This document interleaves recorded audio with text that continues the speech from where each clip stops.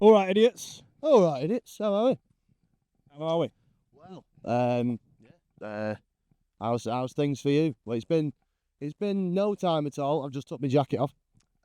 So yeah, I feel we don't need to keep saying. Been a week. It's Been a week, yeah. For you, like, anyway.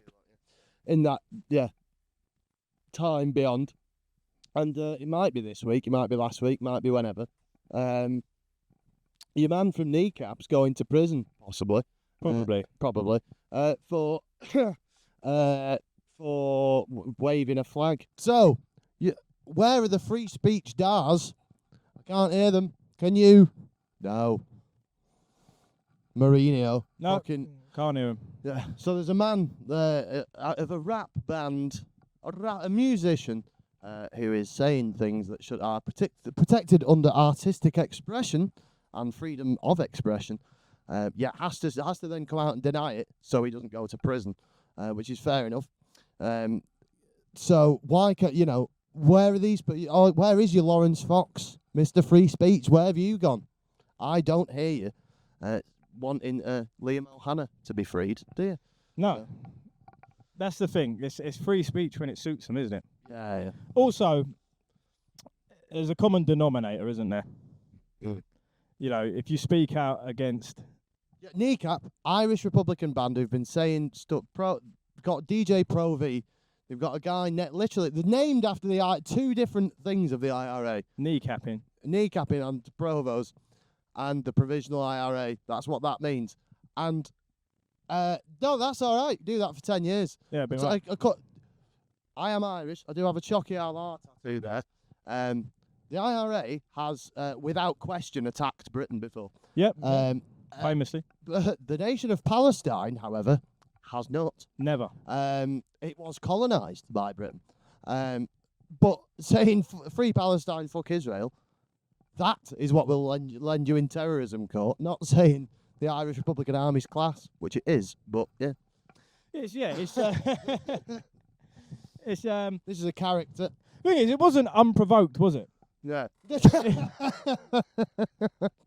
Yeah, Israel was minding their own business. Yeah, their decline in sort of public opinion it's not come out of the blue, has it? Oh, yeah. There's only so many kind of videos of completely demolished towns and dead babies and hospitals, and there's only so much of that before people start going, that's a bit out of order, this. Yeah, there's only so many politicians like Moshe Feiglin, who literally said on Israeli television that every baby in Gaza is an enemy of the state of Israel.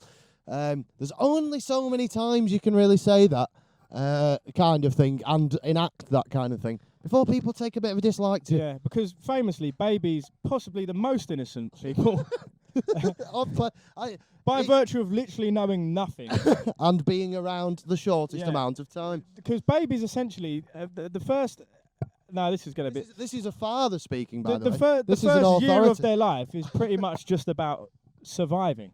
Mm. Which, in Gaza... It's hard. Pretty hard, right? Yeah. Now, saying that babies are enemies, even if your baby was an enemy, what the fuck is it going to do? The least dangerous enemy you could have. Why are you intimidated by babies?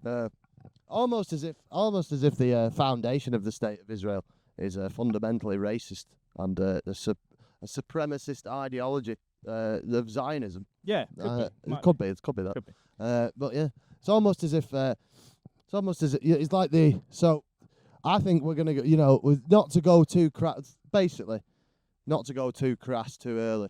But speaking of genocide defenders and cunts. But this is going to be the youngest Ballon divorce contender of all time. I don't think we're going to find one younger than this man. No. Papa Pinkas. I've only started to see this guy maybe 6 months ago online with just shit football takes, even though we support the same team. Oh, yeah.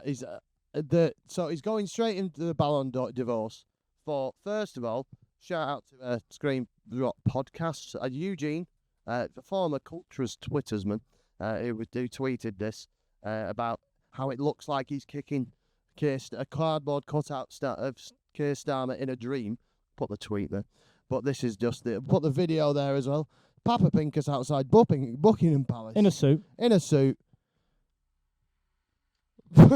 Taking a kick at Keir Starmer.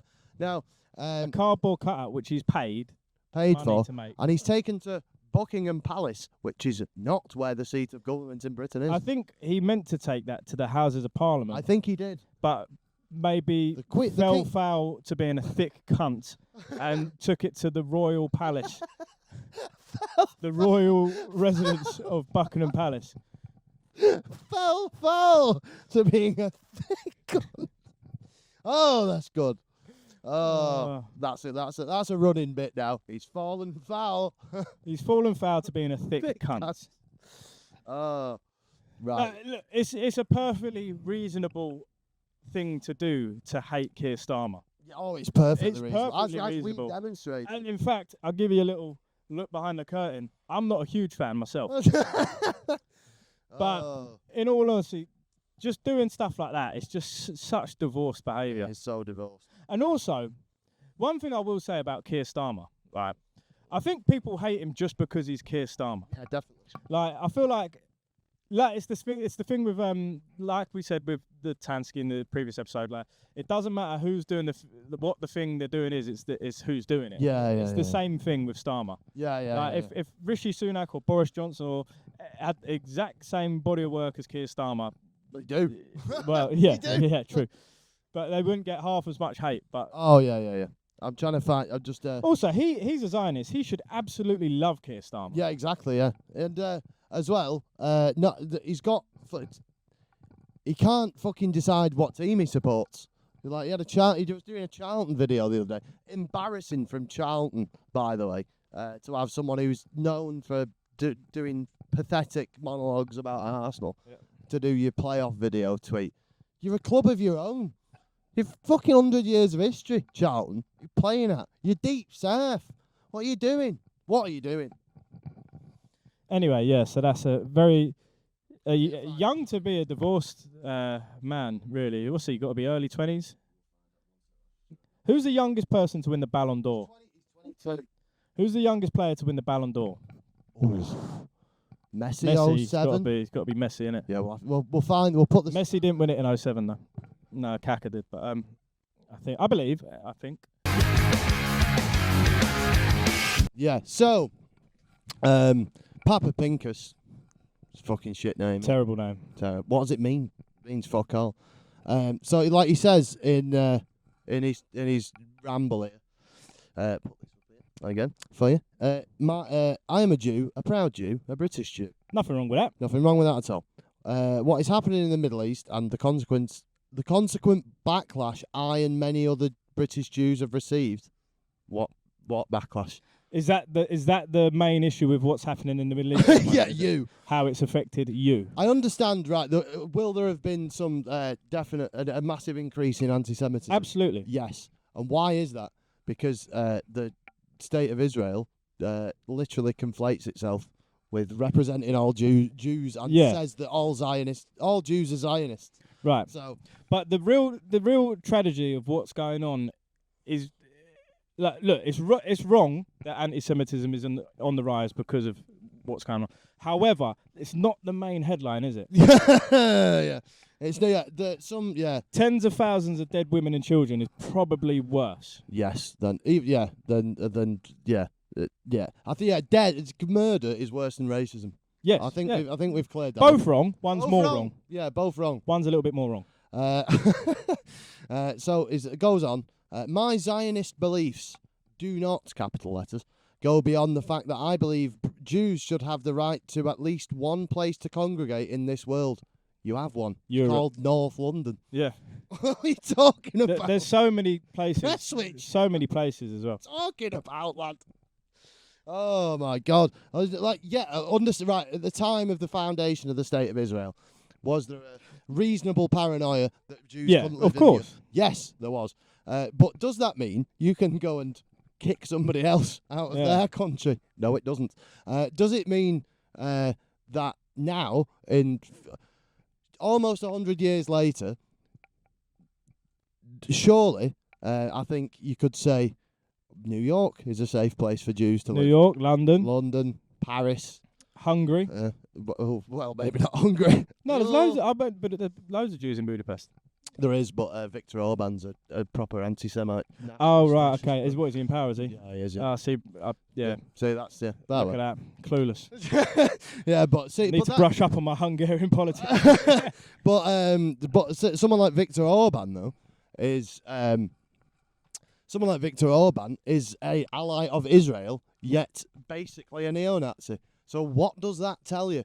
Like, it's the worst Zionists are Christian Zionists. They're the people who believe that Jews need to own the land of Israel so that Jesus can come back and bring Armageddon, which is what basically Mike Pence, people like that, believe.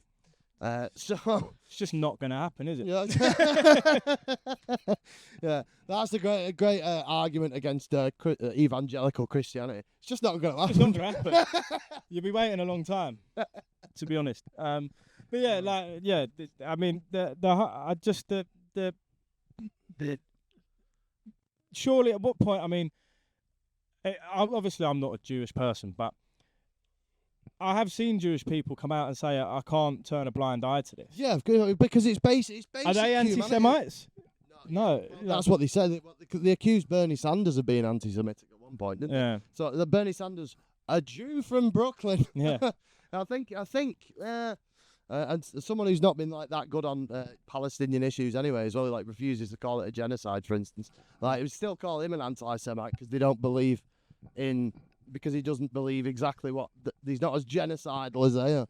I just think in years to come, they're gonna when all said and done, the gaslighting of, oh well, you can't criticize Israel because that means you hate all Jews. It's the people are gonna look back and go, fuck, were they seriously saying that while they was doing all that? People who do, anybody who's done that will be looked upon like Oswald Mosley. Yeah, just that. And because that's what you are, basically. You'll be looked at like the British Union of Fascists. And also with these people, I mean they've probably all gone back and deleted their tweets. But if you look for long enough, you will find some despicable, flatten it to the ground type, like Well, it's like the classic tweet that we'll put here.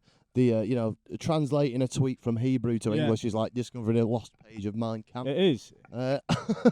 But anyway, Mr. Papa Pinkas, for further Ballon d'Or divorce credentials, just because I support Israel's right to exist does not mean I support war, does not mean I support death, does not mean I support Palestinian hatred. By definition, yes, it does.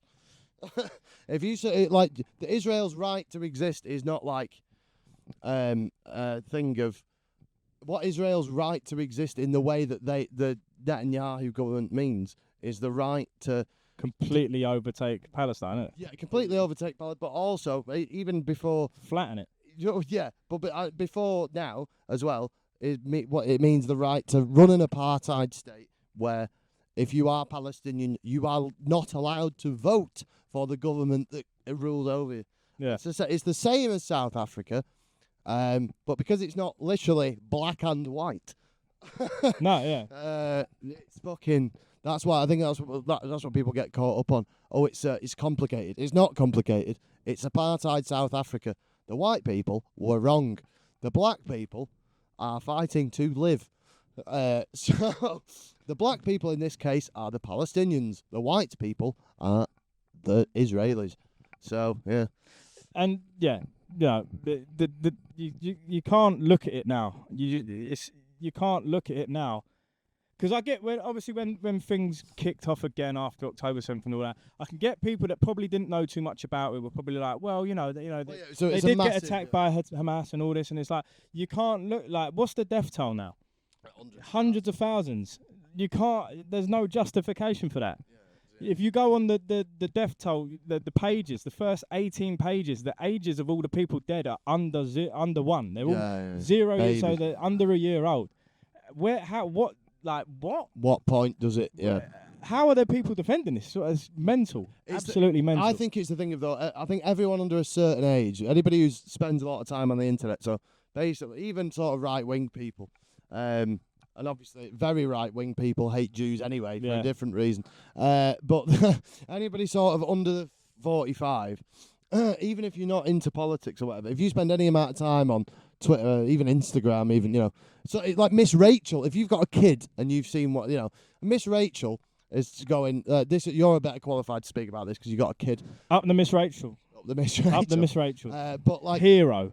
but she's literally, of the things I've seen, which was like one interview where she's crying her eyes out because she's getting told death threats of fucking Zionist weirdos because she said Palestinian babies deserve to live. Yeah, and that's the thing as well. That they get so offended by people just saying these people have a right to not die, and they're like, "This is horrendous hate speech against me now. You are. I feel unsafe now." So why should you? Why should you feel unsafe? I'm just saying, that baby shouldn't die.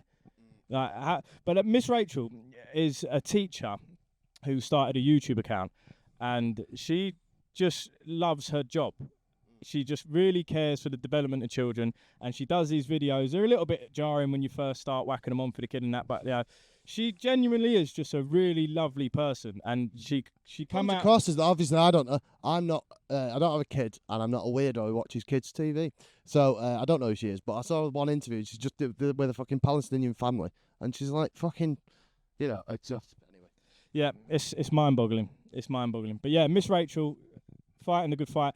Put everything on the line as well. She's got like a huge YouTube channel, and now Doesn't have to say anything. doesn't have to say a thing. Could have turned a blind eye, but just genuinely and like essentially, you could have no political view about the. I don't think she does. I don't think she is. She's not said anything. No, political, about Zionism, about Israel and their right to exist, and blah blah blah. Just if you look at it in black and white, shitloads of children dying. And some people, especially parents, look at that and they go, "Fucking hell, Yeah, that's a lot." I think, but even like I've not got children. No, don't do it, man. It's fucking. Not plan on. Like, I've not got kids. Like, there's only so many times, I think, and that time is once where you're scrolling through. And there's a decapitated child. Yeah. Why has that child got no head? Oh, because the Israeli government have bombed a tent. Yeah. Oh, okay. Yeah. Well, I think even if I didn't have all the political beliefs to do anyway, and wasn't previously, inclined to believe that Palestinians should live, I would think. I think if I was totally apolitical, I seen that, I go, yeah, that's pretty wrong. That's pretty bad. Yeah. Yeah, that's pretty bad. That. But anyway, Mr. Papa Pinkas, we're not like he does go on to say, I do not condone many of the actions. He doesn't say all. It just says many. I am no expert. That's very obvious. I am not trying to dictate what or who is right and wrong. But what I do know is how complex such long-standing issues are.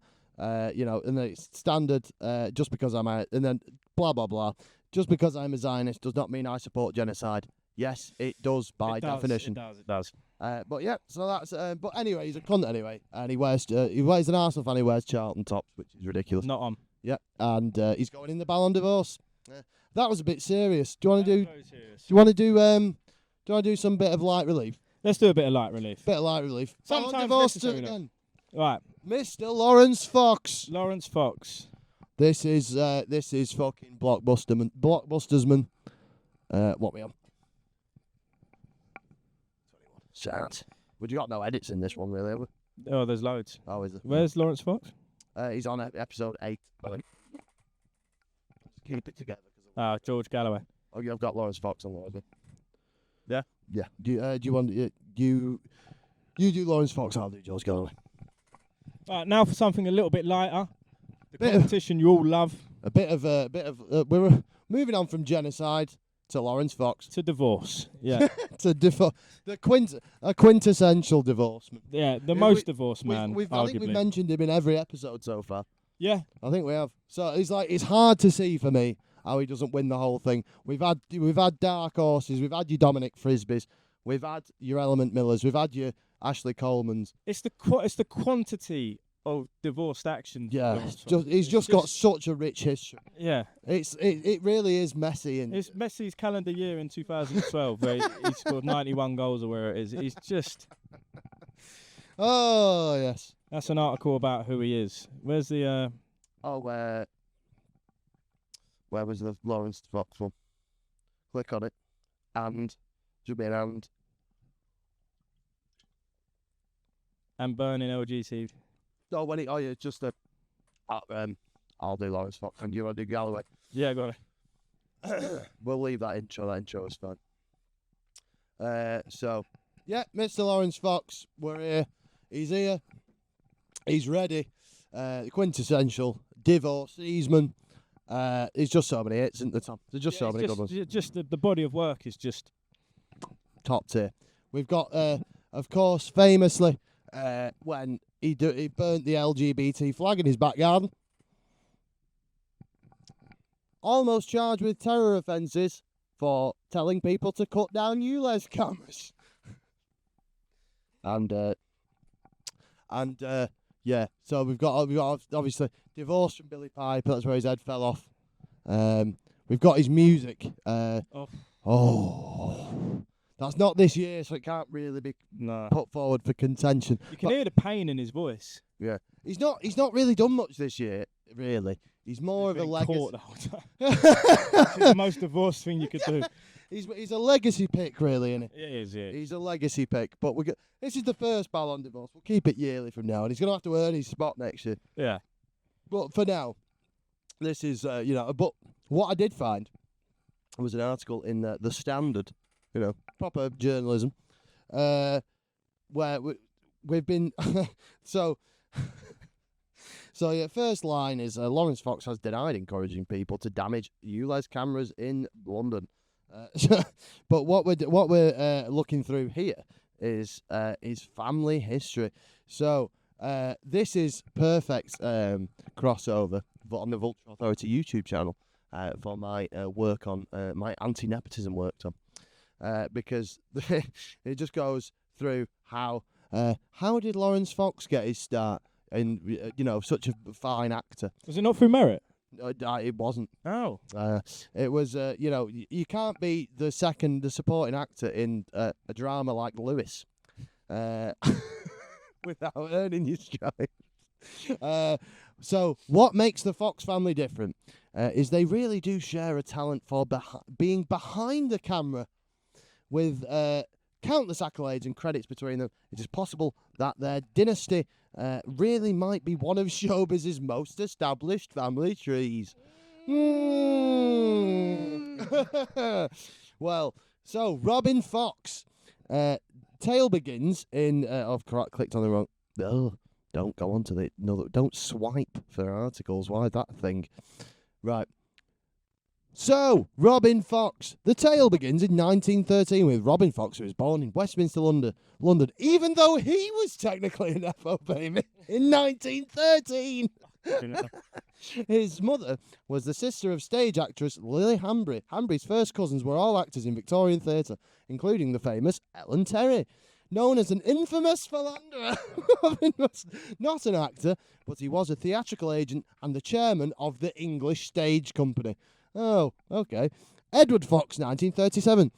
Edward is the eldest of Robin Fox's three sons and arguably boasts some of the Fox's family's biggest accolades. And he's in a load of films. He's in James Bond. He's in Bridge Too Far. He's in a load of shit. 2003, he was appointed Order of the British Empire for his services to drama. Funny how they give it all to posh people, isn't it, these awards? Romantically. Politically, Edward has been known as a patron of the UKIP party and advocated for Brexit ahead of the referendum to leave the EU. Born in 1937. It's not going to affect you, pal. In 2016. Fuck off. Oh, man. That just goes to show, like, you could have a family. How many Nepo babies before you just end up with an absolute fucking idiot? Like, so you go, like, the article starts with saying runs out. It starts in 1913, even though this guy's a Nepo. So it doesn't start in 1913, then, does it? It starts in 1800s. Fucking hell. James Fox, another one of Robin's sons in Downton Abbey. Sherlock Holmes, Guy Ritchie's one, so shite. Robert Fox, 52. Robert is the third son. He's in something with Maggie Smith, Michael Gambon, all boring. No good politics stuff there. Joanna David, another woman. She sends in Jane Austen's Sense and Sensibility. War and Peace. These are big films in the 70s. And Amelia Fox, you know her? I know her. That one. That's his fucking sister. Oh, yeah, and she's married to someone. She's been in Pride and Prejudice. She's been in. Is that? Oh, that's. I'm sure she's someone's wife. That's director. Jeremy Gilly. She's also been going out with Marco Pierre White. That's not who I thought it was. Freddie Fox, that one. He's been in stuff. That's his cousin or something. They're all just, and then Lawrence Fox, the son of James. He's not been. That's it. She's married. His sister's married to Richard Ayoade. That's the one. Knew it. You know, they all fucking know each other. They're all talentless. They're all right-wing hacks. There you go. That's that. That's Lawrence Fox. We'll put some of his best, greatest hits in. But I just wanted to go on about nepotism for a bit. Fair play. Yeah. And so Ballon Divorce, the first legacy pick. There'll be a few legacy picks to pad it out. But Lawrence Fox, he has to go in really. I think you could possibly describe George Galloway as a legacy pick really. If we're talking about the cat in Big Brother. The cat thing is the most divorced thing he's ever done. But then, I mean, he's another one with a huge arsenal. Up the Arsenal. Yeah. So yeah, we've got a few of his tweets. What phase is Galloway in? The complete, the final phase. Before death. So, George Galloway, very sound views on Palestine. Very sound views on Palestine. What's the fucking... A broken clock is right. Yeah, twice a day. He's always been in it for himself. He's a proper charlatan. He's sort of one of very few reactionary left people. Where he's like, because like when the Blair wanted to invade Saddam and George Galloway was in the Labour Party, he then started going on about how sick Saddam Hussein is. You don't have to be good, mate. Invading Iraq is still wrong, but Saddam Hussein is not good. Right, so we got a selection of his tweets here. Oh, I'm blocked by George Galloway on Twitter. We in the Workers' Party will continue to champion British independence and sovereignty alone if necessary. British independence from who? From who?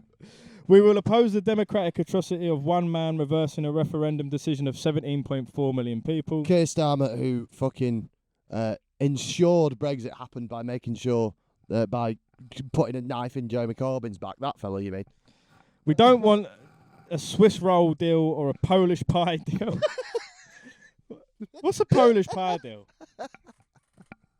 Oh, I don't know. It's like when they say, because they're going on about Norway and, we want a Norway plus deal or something.